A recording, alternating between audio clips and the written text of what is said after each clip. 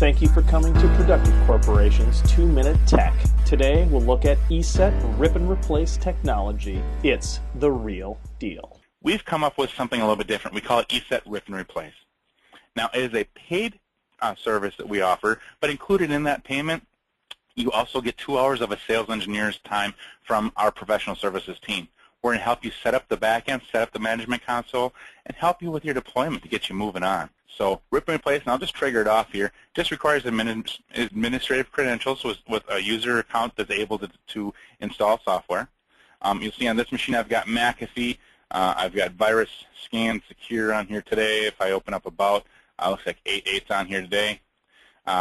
Rip and Replace is going to execute. It's going to completely remove every file, every folder, and every registry entry from that machine relating to that antivirus product.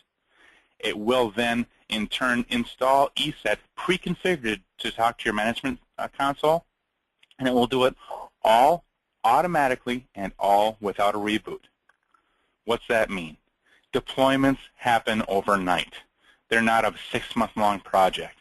An example, I recently have done a school district. It was 2,800 machines spread across 7 different networks. Each network were in their own building. We told everybody that we're going to be deploying software. Please leave your computer on, just log out. We configured the deployment through to use Active Directory group policy, because that's what they use to deploy their software.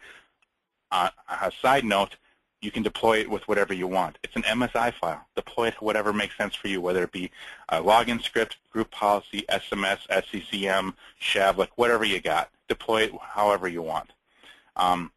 But we set it up to deploy through group policy, and as soon as those machines receive that group policy, it began this process that we're watching today. You'll see the McAfee Shield is gone now, and we're just still doing our cleanup in the background. The next morning, when we came in to take a look at the deployment to see what issues we had, out of 2,800 machines, guess what? 1 machine didn't have it installed. Why? Because the principal himself turned his machine off out of habit before he went home that night. So 2,799 machines, flawless, and the last one was due to user error. An overnight deployment in 7 different buildings. It's a game changer when you're talking about AV.